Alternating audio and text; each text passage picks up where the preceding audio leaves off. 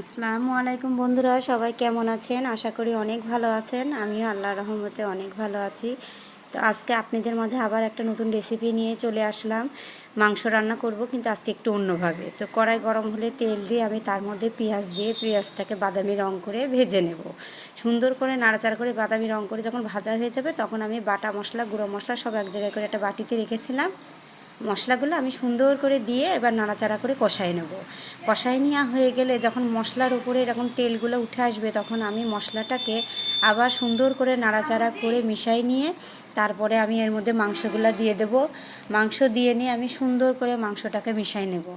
মিশাই নেওয়া হয়ে গেলে আমি মাংসটাকে রান্নার জন্য বসাই থুয়ে কিছুক্ষণ মাংসটা সিদ্ধ হবে যখন, তখন আমি আবার ঢাকনা খুলব। মাংসটাকে কষানো হয়ে গেছে, এবার আমি কিছুক্ষণ নাড়াচাড়া করে মাংসটা কিছুটা সিদ্ধ যখন হয়ে গেছে, সেই সময় আমি এর মধ্যে লাউ আলু দিয়ে দেব।